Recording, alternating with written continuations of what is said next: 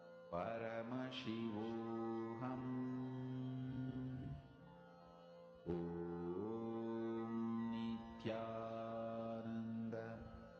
Paramashivoham.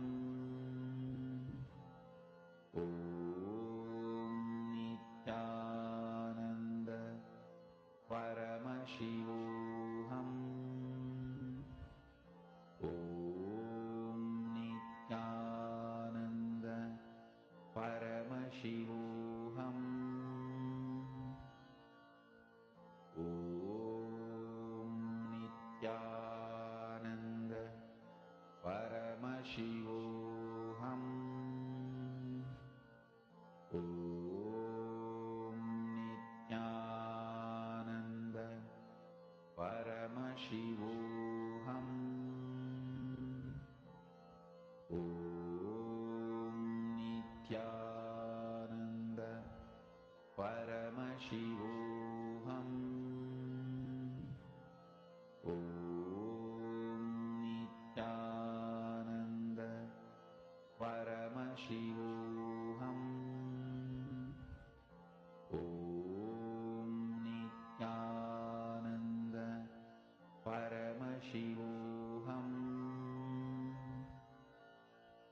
Om Nityananda Paramashivoham. Om Nityananda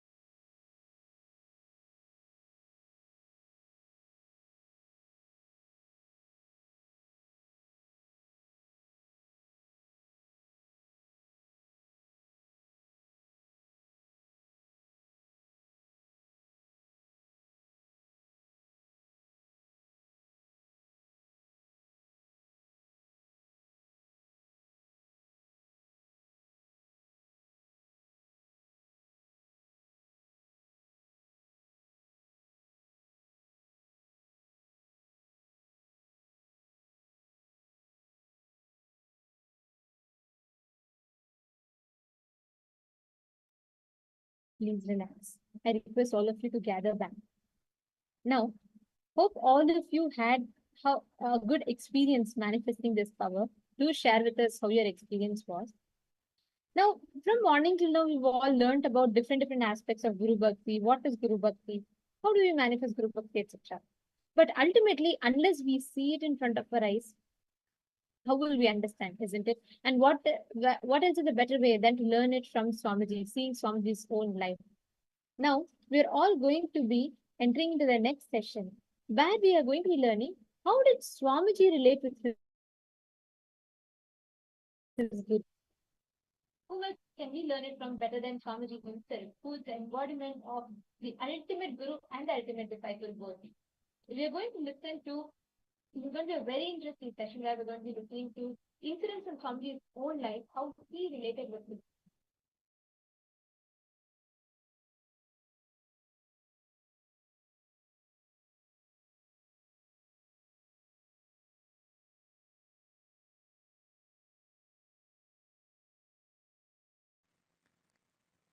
Life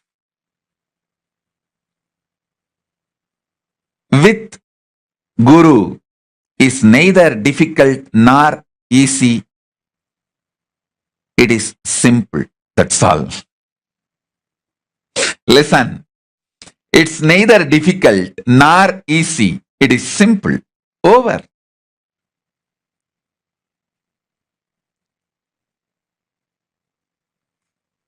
I decided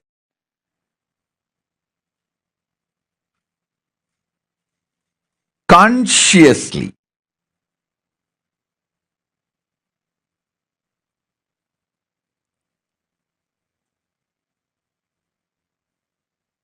choosing to connect with my gurus as they introduced themselves to me first.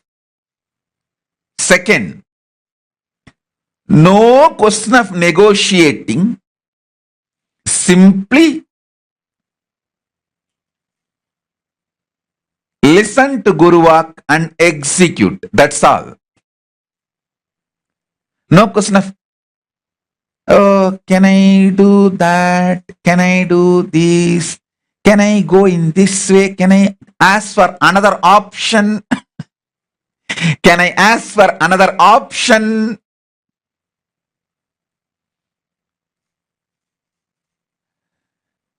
My guru-disciple relationship with my gurus is choiceless, optionless, absolute, sweet, simple surrender and obedience.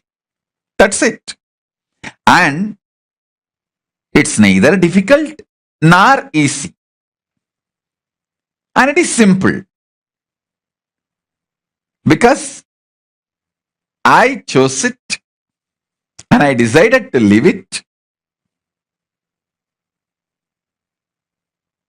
It's neither difficult nor easy. It is simple. So understand,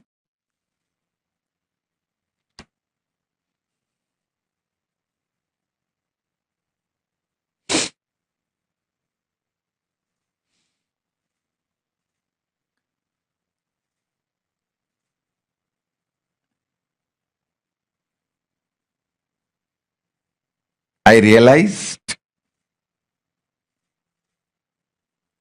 when I choose to connect with my gurus as they introduce themselves to me,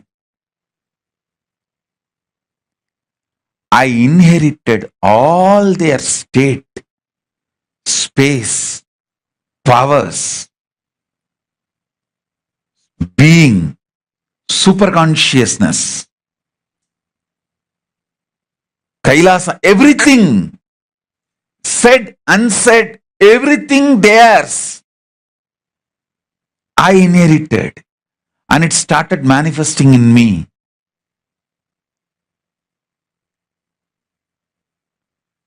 Same way, whoever connects with the introduction I am giving about me inherits everything I received from my Guru Parampara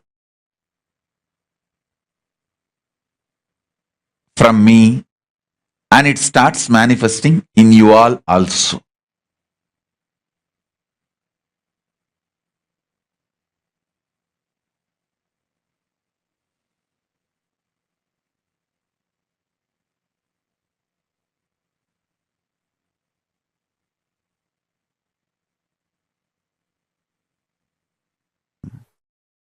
I'll tell you one story happened in my life.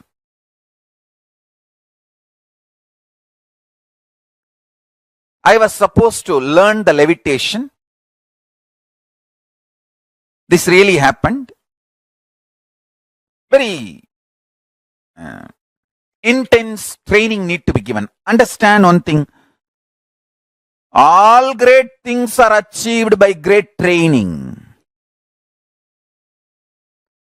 All great things can be achieved only by great training. If you want to achieve extraordinary things, you need to have extraordinary training.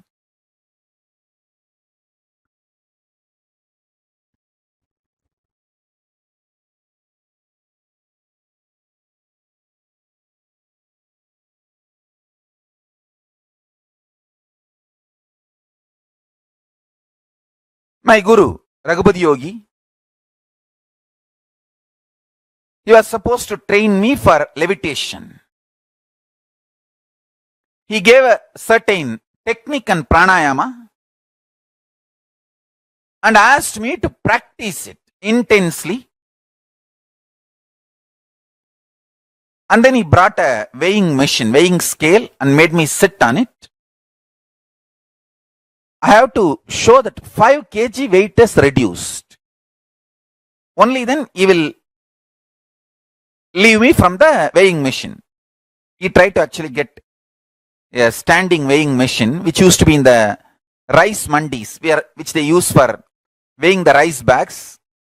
My grandfather was ready to give, but it is very difficult to bring that all the way from the shop to the temple where he used to teach me. So he brought one round weighing machine. In those days, in the dispensaries, it used to be there. So he went and asked one of the local doctor, the homeopathy doctor, his friend, I still remember his name is Ramakrishnan.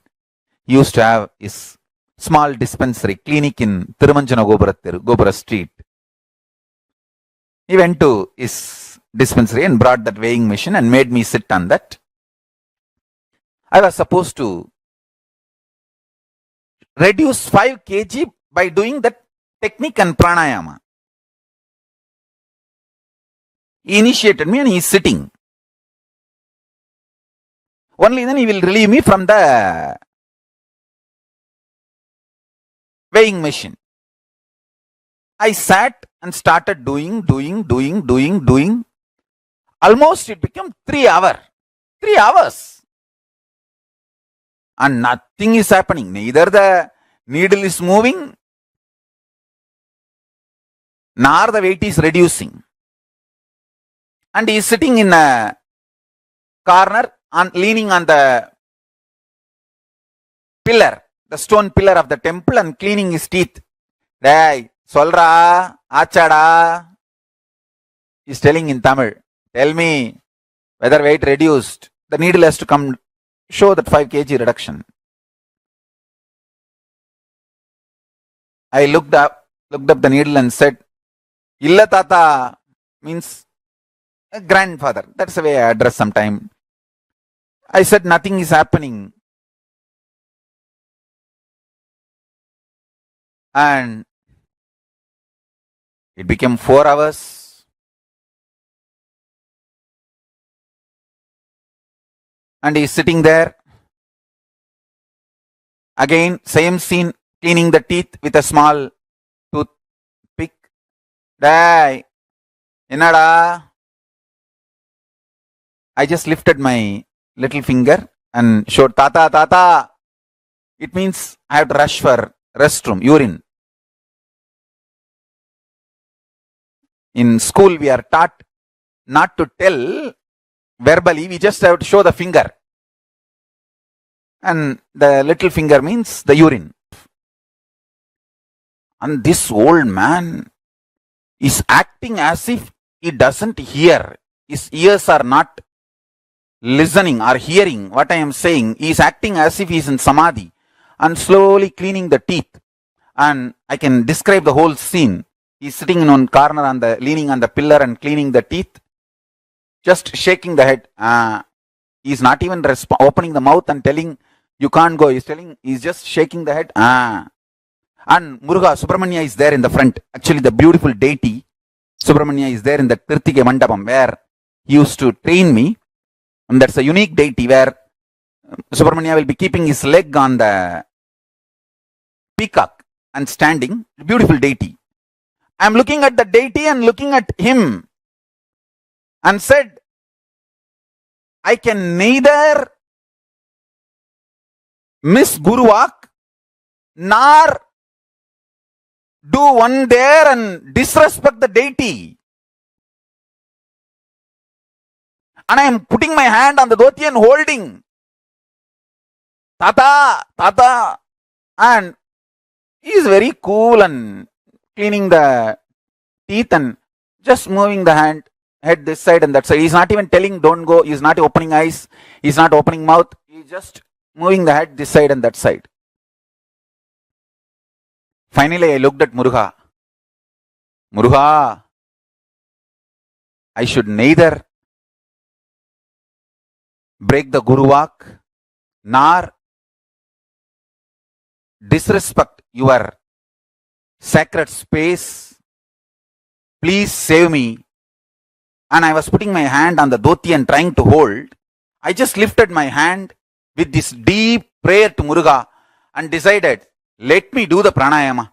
And I have surrendered to Muruga and put both my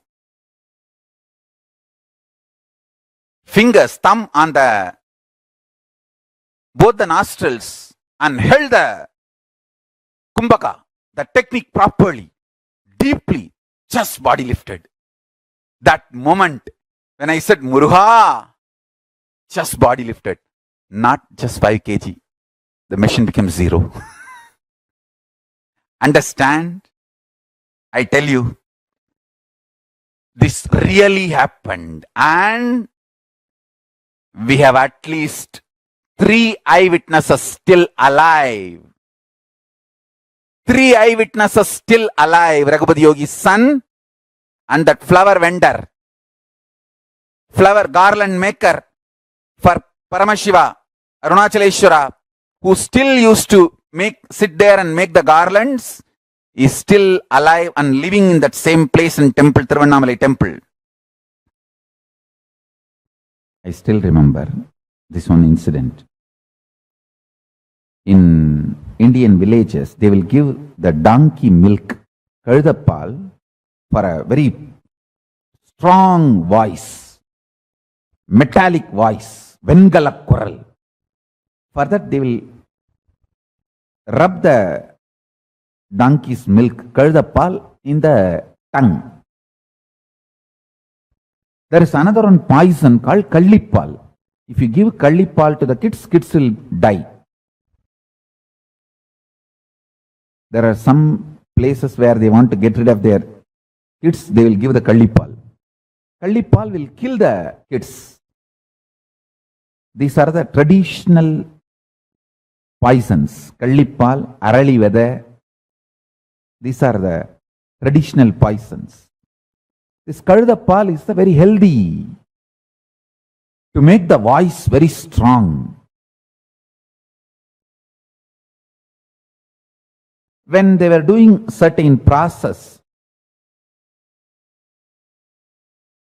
to make my voice very metallic and strong, actually, please understand, I can speak for 20 hours a day, from morning till night, and the voice will be same. See all my video recordings of the classes, whether I am speaking early morning 4 o'clock or I am speaking late night 2 o'clock.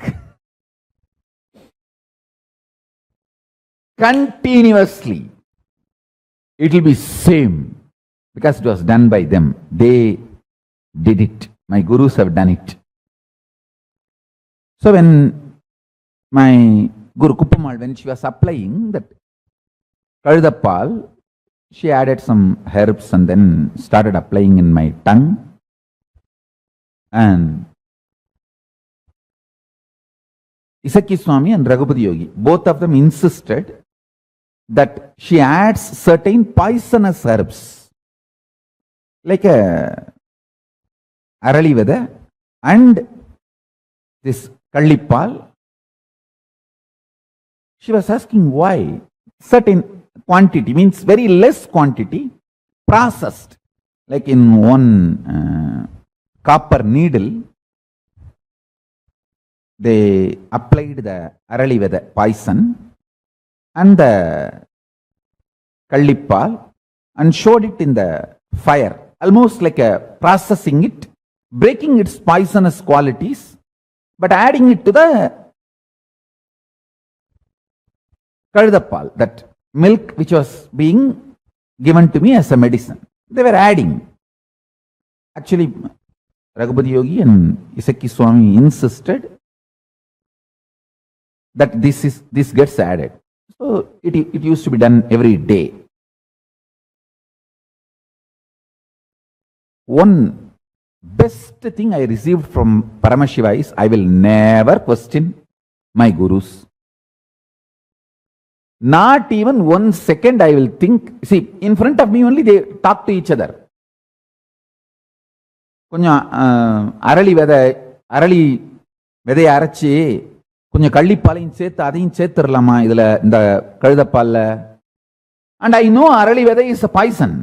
What they are mixing is a poison.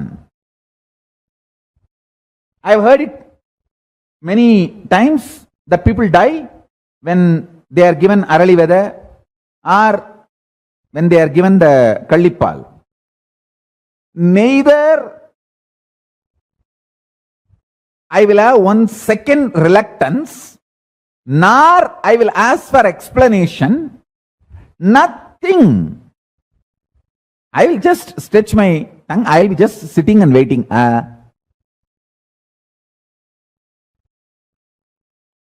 பாட்டி சீக்கிரம் தடவி முடியும், நான் எவ்வளவு நேரம் வாயை திறந்தே உட்கார்ந்துட்டு இருக்கிறது. That's all I will tell. I will only tell that quickly apply it on the tongue. How long I can be sitting with open tongue hanging. That's all I will tell. Neither doubt nor question, not even explanation.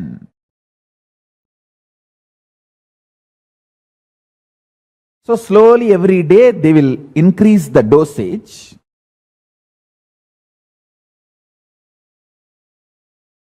One day suddenly I saw tears in Raghupati Yogi's eyes. That was little, because he is a very strong, real man. I never bothered about they applying poison every day in my tongue. But these tears shook me. I asked, what happened, Swamiji? He said, no, I am so happy. Now nobody can poison you. Anyone poisons also, that poison will be only cleansed. You can detox yourself and the system will be cleansed, but you won't die. Because they built the system such a way that no poison can kill the body, can kill it. They said, no poison can kill you anymore. The system is now thoroughly built that not only you are ready for the metallic stone voice, no poison can touch you.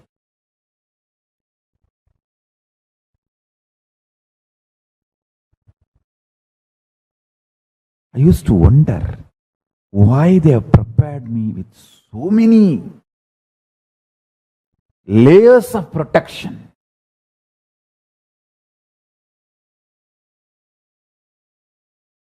I have seen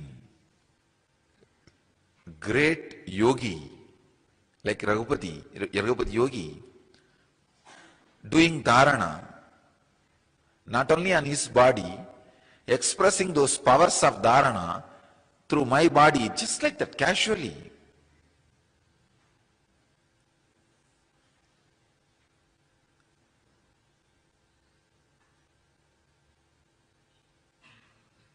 One day, he told me that concentrate on this spot, Kurmanadi, you will be able to see all the stars. I started laughing. I had a very intimate, friendly relationship with him. Still, when I remember, I can cherish it. I had a great reverence, surrender, devotion. With all that, very friendly.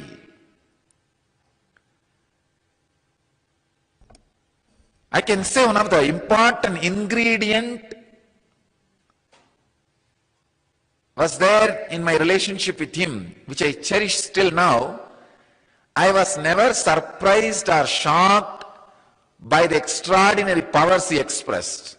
He said, it's okay. Listen. From morning till night, from sunrise to sunset, they will make me do Surya Namaskar. Same way, in their old age, some of them were 90, late 90s, they will walk 6-7 kilometers up the Arunachala hill to get some herbs to make aushadha for me to detox my body. They walking up and down Arunachala hill to get the herbs is 100 times more difficult than me doing Surya Namaskar from morning till night, sunrise to sunset. When I see their dedication, I never doubt their intention. When I don't doubt their intention, I just do what they say. I submit myself to their ferociousness.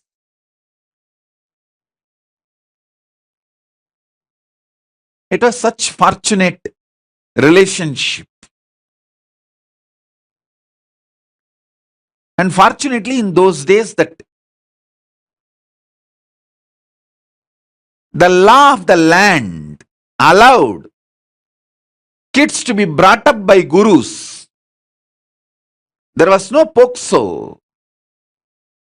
There was no such law that kids have to be only with the parents. Kids are brought up by the gurus. And I had the fortune, law of the land at those days supported, not now. Now in India that POXO law has come. A guru cannot tell the student. First of all, guru-disciple relationship is broken, and a guru cannot tell the student to do even Topkaranam or Surya Namaskaram more than 3 or 4. It will be considered as a torture and over. If a student or the student's parents complain to the police, over.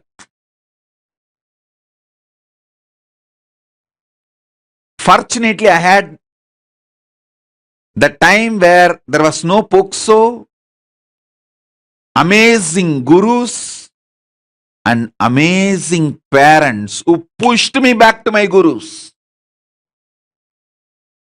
Extremely loving parents, but absolutely clear and uncompromising.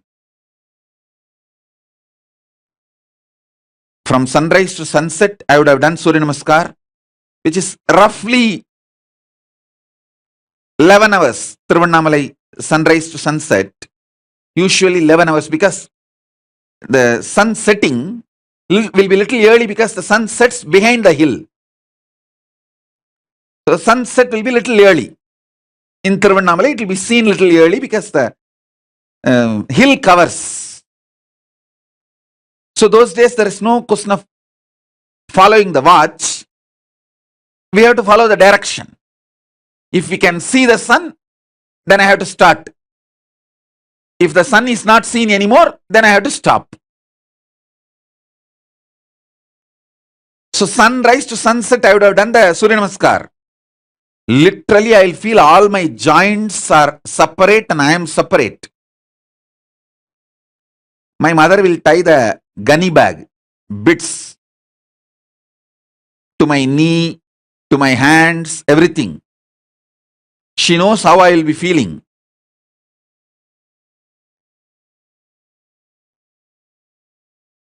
I'll scream at her, throw tantrum. See my guru, he made me do this Surya Namaskar from sunrise to sunset. She will just keep quiet. Next day morning, early morning, 4:30, that's the time my guru will come to pick me up for my training. She will come politely and wake me up as if nothing happened yesterday night. Kana, Tata வந்துட்டாரு, coffee குடிக்க போலாமா? That's why she will wake me up. Means, that Tata means Raghupati Yogi, my guru, and he will take me and give me a cup of coffee first.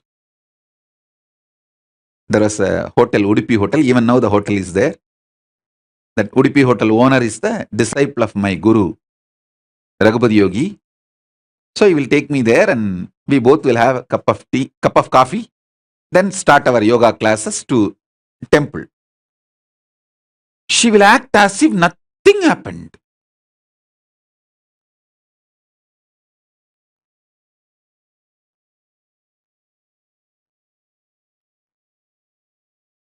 Night I would have thrown tantrums, screamed at her, 10 times I would have divorced by my gurus.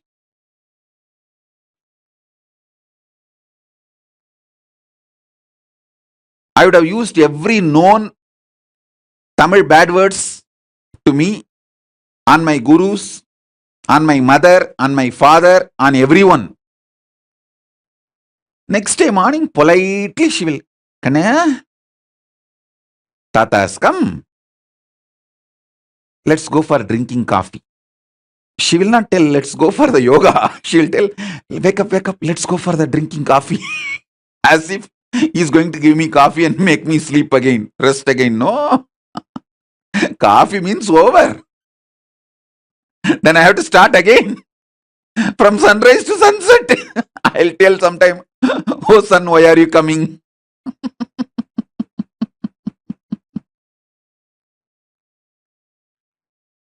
But I tell you, now even when I remember all this, feel so grateful to them.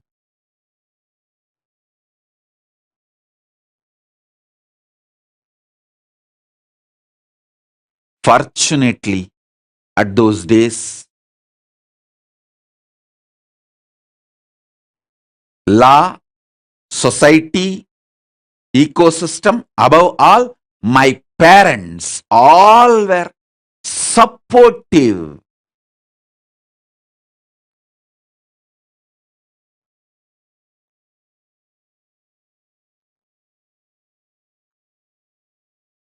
One of my guru, Mata Vibhudanandapuri, Kuppammal, who brought me up,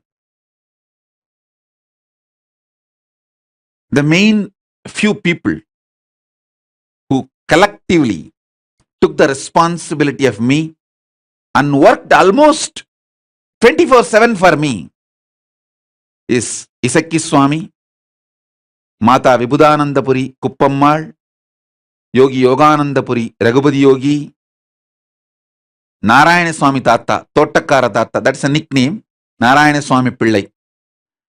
These few people.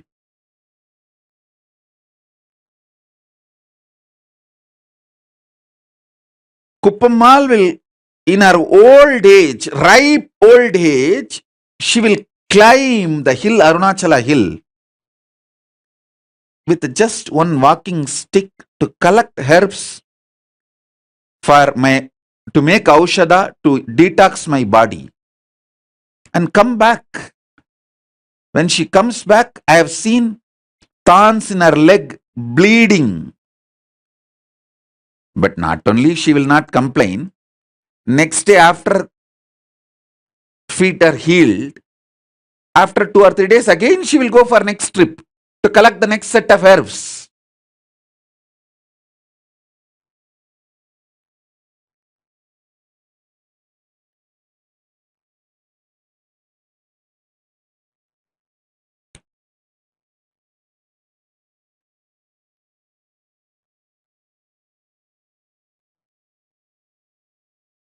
The fortune, best thing I had in my life is that kind of guru, legal, social ecosystem which did not interfere between guru and disciple. Above all, my parents, who were absolutely clear, my gurus are the decision makers in my life.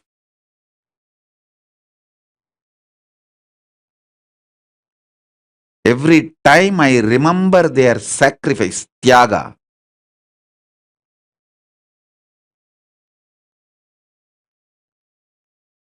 sometimes morning when my guru comes to wake me up early morning 4:30 to take me for the yoga training, I will not even hold his hand. I will just keep my hands like this on my hip and walk. That is what you do now, blacking me. Same thing I used to do then. In those days, that old style of blacking the guru.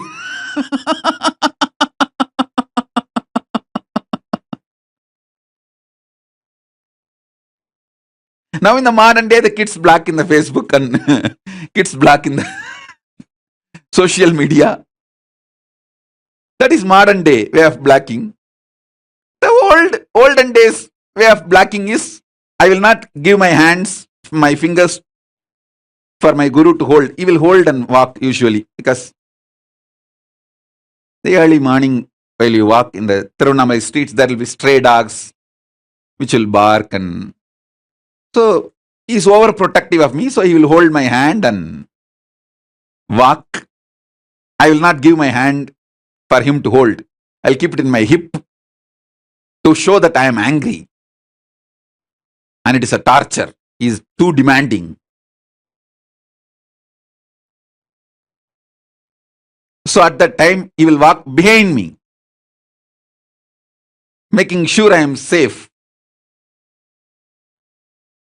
And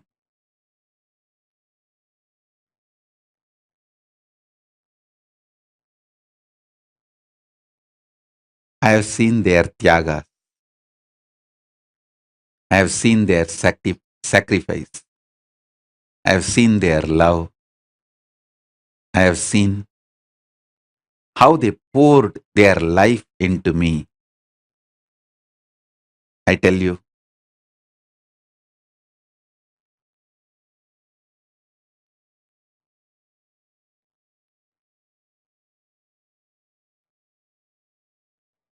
that is why I am so grateful to that whole ecosystem. I wanted to revive that ecosystem, rebuild that ecosystem. All my extreme sacrifices is just to rebuild that ecosystem, revive that ecosystem.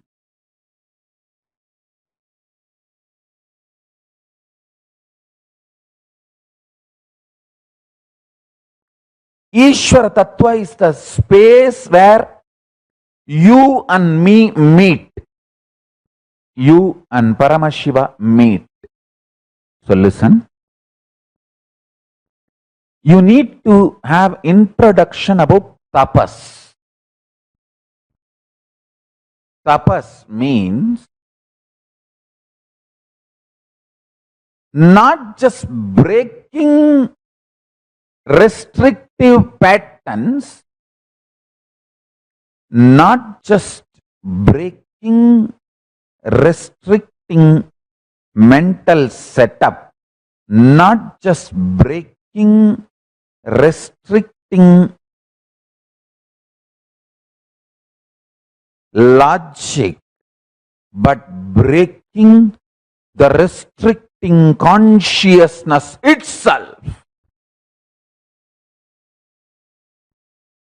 I'll give you an example.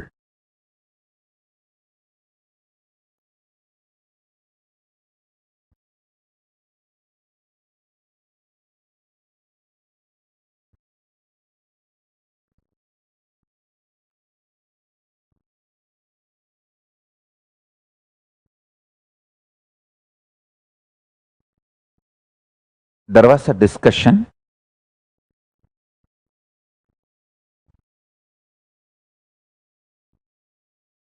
between my three gurus, Vibhudanandapuri, Yoganandapuri, Isakki Swamigal.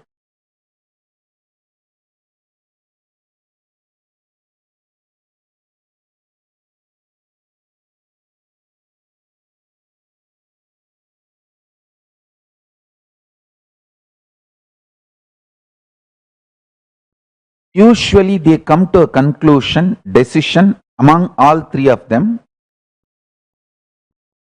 Anything related to how I should be brought up.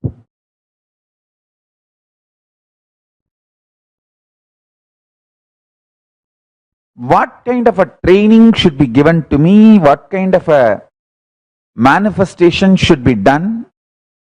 Usually they complete among themselves. All these three will sit and discuss. Is this training needed? Is that training needed?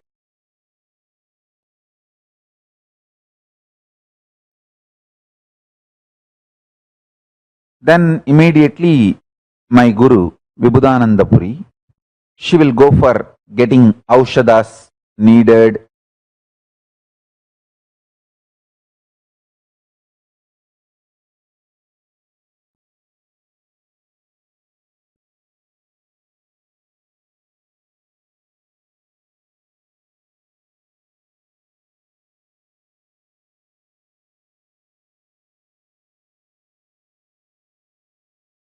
But this time, all three did not come to a conclusion. They discussed and then they went to Yogi Ram Surat Kumar. They even reached out to Tiruchi Swami. All the other Siddhas who were in the body at that time. So when they tried to reach out all of them, I realized something is serious. They are discussing and planning.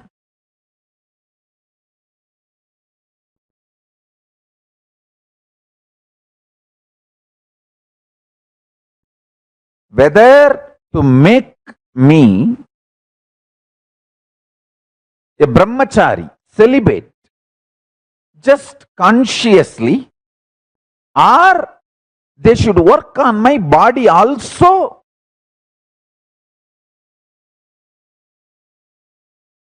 And make it as a permanent feature of my system.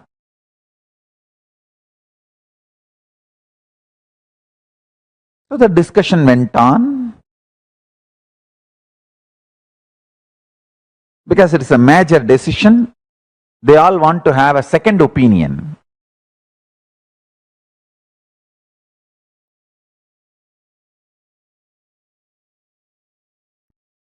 One thing I am so happy.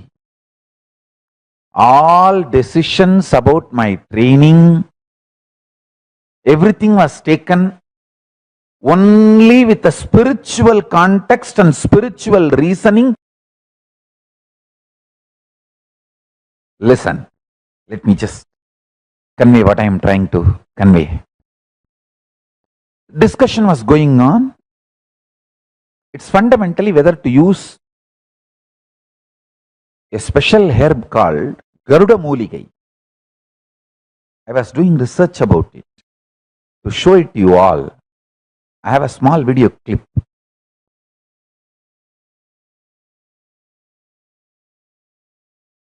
The aushadha made out of this Garuda Mooligai.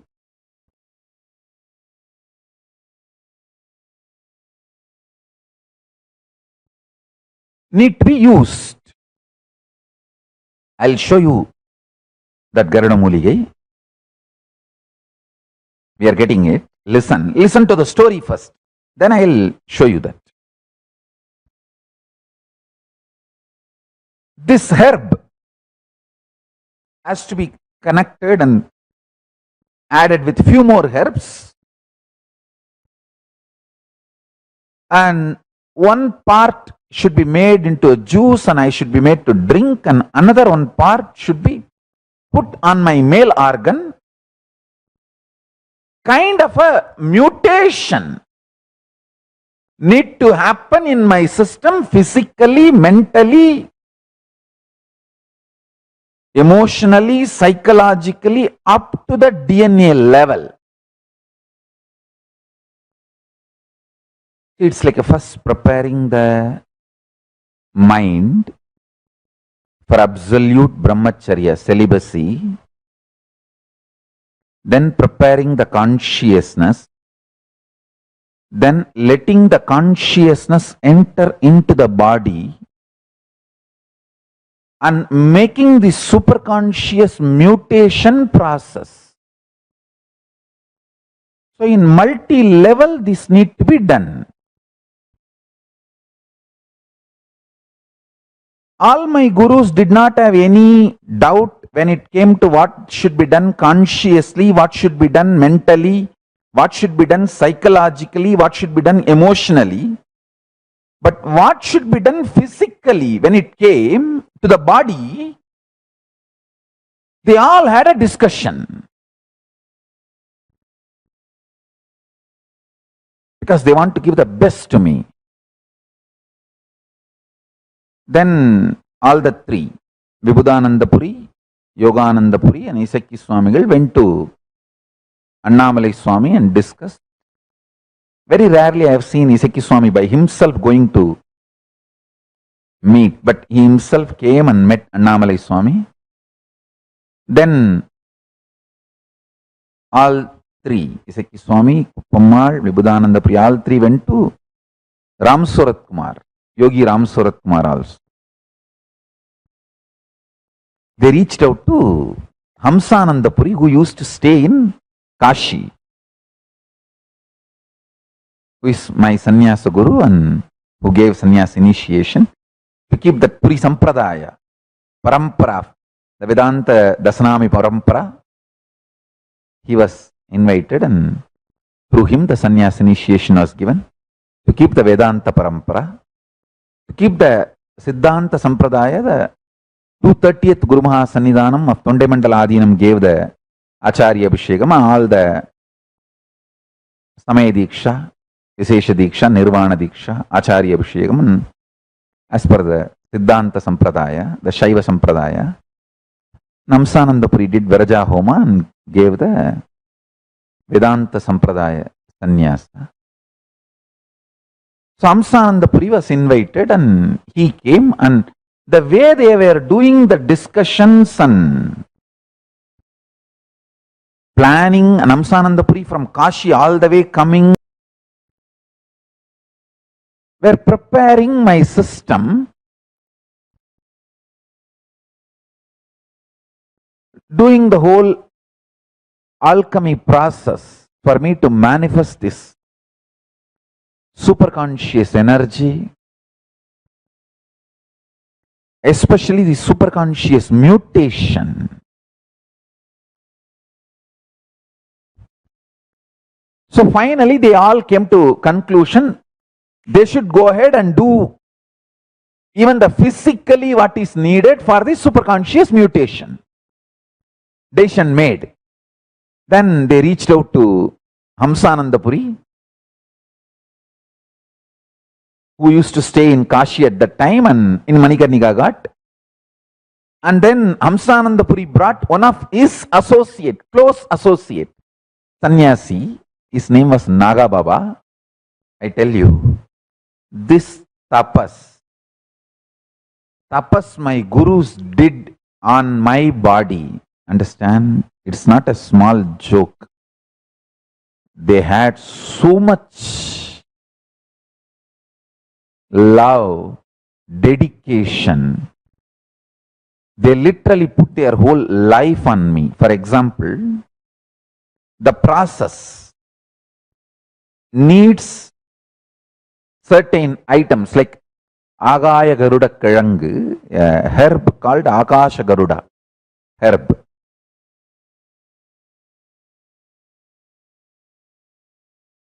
That need to be soaked in human blood.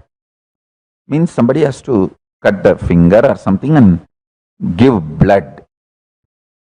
And few more herbs need to be added and tied. That should be tied to my male organ. And it should be bound by the 9 metal chain, ori. It is called ori. In each metal, one thread. So the 9 threads should be tied, and it should be tied on my hip for certain number of days. And this Akasha Garuda, this herb, is capable of breaking even the iron. If you just keep iron rod and keep this Akasha Garuda herb and press it, the iron rod will break. Actually, I wanted to do some research and show you all. Still the herb is available. This person using that herb and breaking a steel rod, iron rod. Let me tell you the whole story and then I'll show you.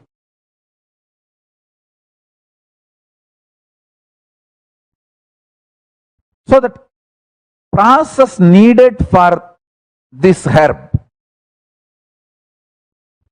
and for the superconscious mutation in my body,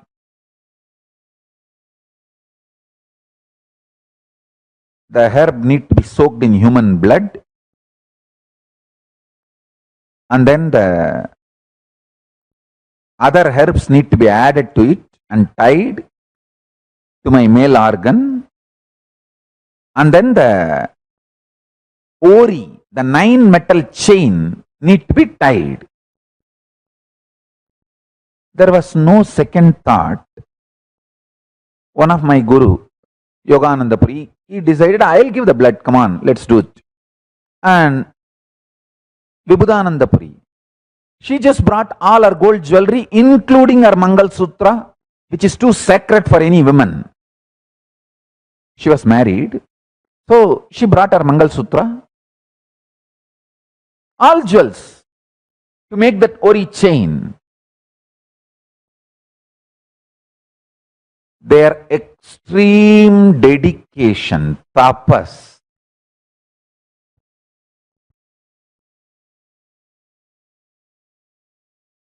deep love for me,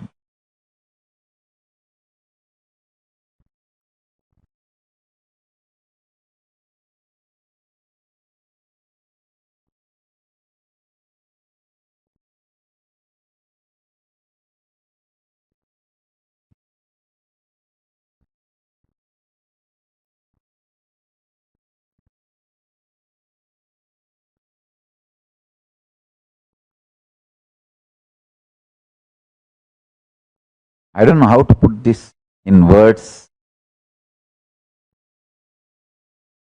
One thing I can be sure, during this process, due to some reason, some accident or anything, even if I had died, I would not have cursed them. I would not have felt wrong. I was wronged.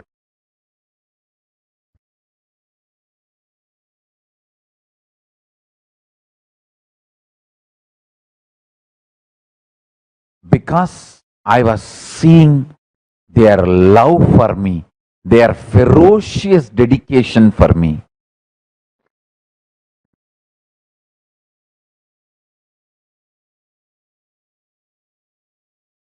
Because they were ready to give their life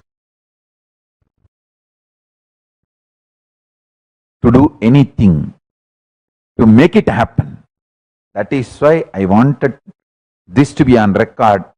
Everyone, if you had even one small benefit from me, you should know about my Guru Parampara, and their dedication is responsible for any good done to this world through this body.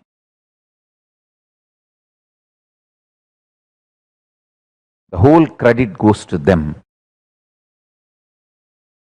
Let this be on record.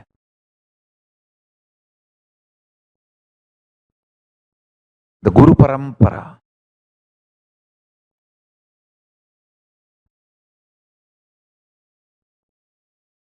Finally, the decision was made,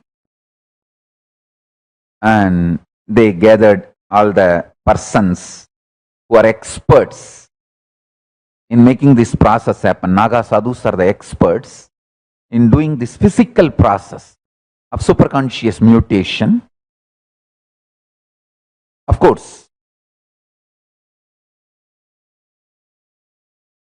physical process alone is not enough. Superconscious process and psychologically evolving, emotionally evolving, and then physically making it happen. This whole process needed too many people's contribution.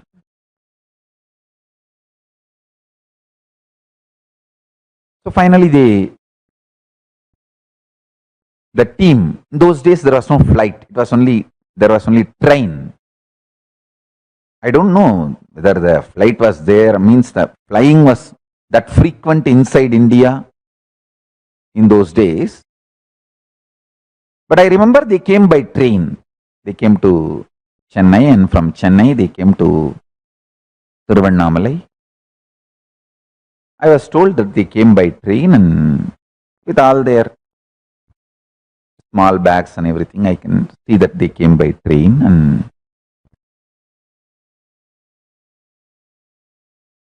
the herb was picked up and brought, and Raghupati Yogi gave his blood, Yogananda Puri gave his blood, soaked the whole herb in the blood. Then he had his first aid, and means like a band-aid and all that, and it got healed. He had a great power of healing his body just like that. And so he just healed it within just like that. So this whole thing was done, and they tied the herb into my body and tied it with that ori chain, that 9 metal chain, left it for 3 days.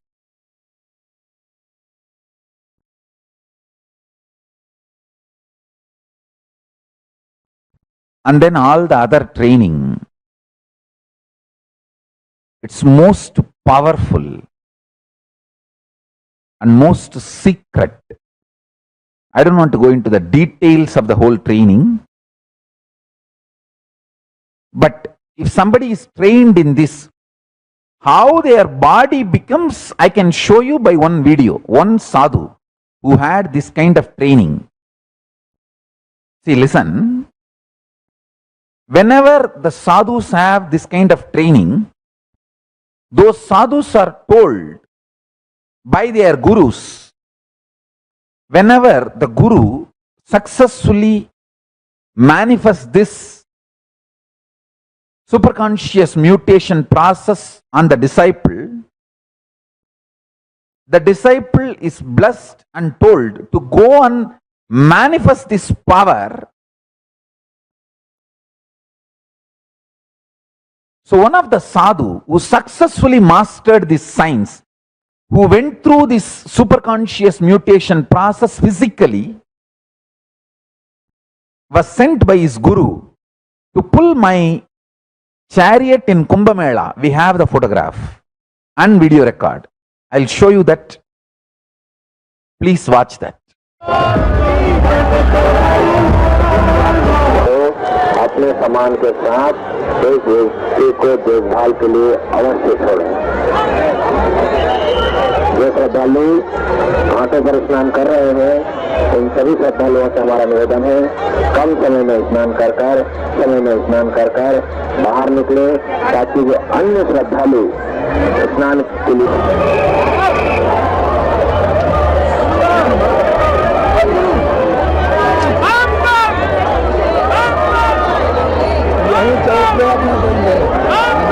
आइएगा जरूर। हमारे नाम है श्री कमर गगन।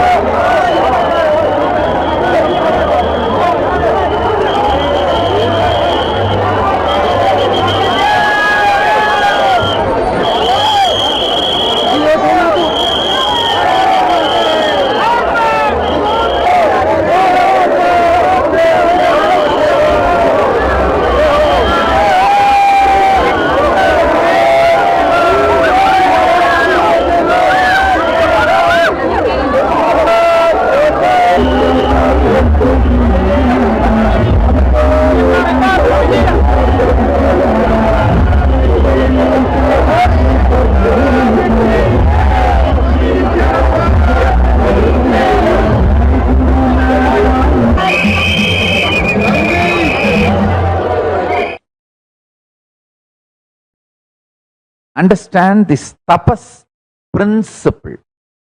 Tapas makes you Ishvara, makes Ishvara Tattva manifest in you.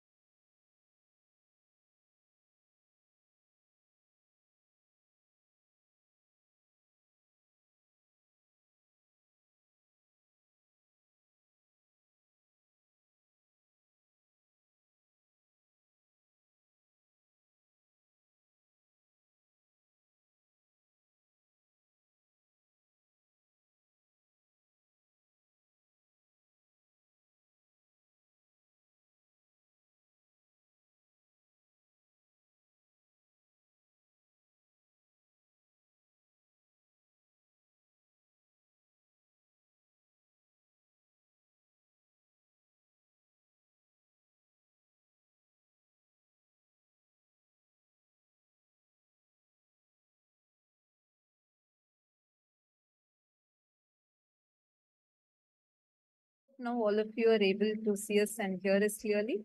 And in this session, Swamiji very beautifully revealed.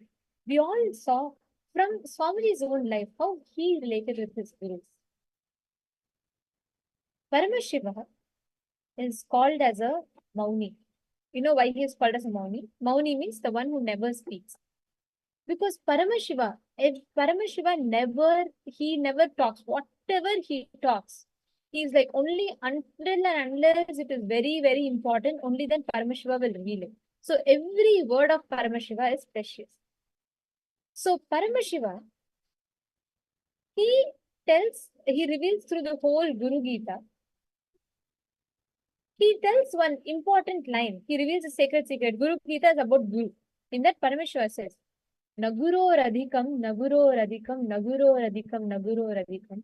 Shivasa sanataha, Shivasa sanataha, Shivasa sanataha, Shivasa sanataha. A Paramashiva who's a Mauni, who does not even him uttering one word means it's utmost important. So Paramashiva in one same verse, continuously 4 times he says, nothing is greater than the Guru. Nothing is greater than the Guru. This is Shiva's, this is my Shasana. This is my constitution. He establishes this as the first constitution. He tells, nothing is greater than the Guru. Naguro radhikam. There is nothing bigger than the Guru. That important Guru is in Sanatana Hindu Dharma. Even Paramashiva, who barely talks, he is telling 4 times in one same verse that there is nothing greater than Guru, nothing greater than Guru. Guru is the greatest happening that one can have in their life. Adi Shankaracharya sings very beautifully. He says that you can have the best of the body, you can have more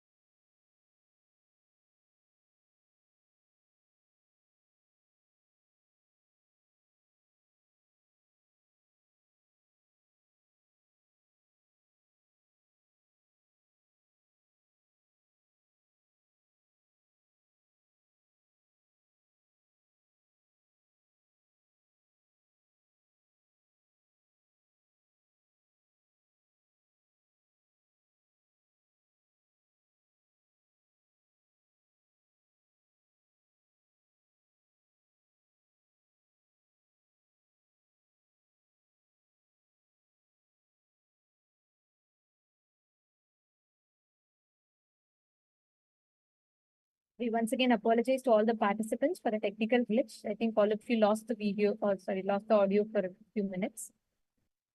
Now, as I was just sharing, the role of the guru is given utmost importance in Hinduism, where every aspect, like even Adi Shankaracharya, he sings beautifully. He also tells you can have wealth, you can have everything, but if you don't have your mind centered on the guru, of what use is all of this? What use? What use? Guru plays one of the most important, crucial roles in all of our lives, bestowing us abundance, prosperity, and enlightenment. Today, all of us are going to be receiving the darshan of that very avatar, Guru. For us, Paramashiva himself has come down as our Guru. He has himself come down in this form as Bhagavan Sri Nityananda Paramashivam, as Swamiji, exclusively for each and every one of us. Whenever you see, whenever your inner being is ready to experience that superconscious breakthrough, Paramashiva himself comes down as a Guru. Swamiji tells why it is like, why Guru is such a great happening. There's a very beautiful explanation Swamiji gives for that. Swamiji tells, when Paramashiva has to do the creation, he manifests as Parabrahma and he does the creation. Whenever Paramashiva has to do the sustenance, he manifests as Parandhama, Mahavishnu, and he does the sustenance. Whenever Paramashiva has to do rejuvenation, he manifests as Rudra or Ghora, and he does the rejuvenation. And whenever Paramashiva has to do the putting in and pulling out of delusion, the Throbhava, he manifests as Ishana, he manifests as he does the whole, he manifests as Tatpurusha and he does the whole Throbhava. He puts people in delusion, he puts people out of delusion. But whenever he has to do liberation, Paramashiva has to assume the physical form as Guru and come down. Paramashiva's greatest sacrifice is his descent on planet Earth. He comes on all the way, leaves everything and comes down to live amongst us human beings and to give us the experience of superconscious breakthrough.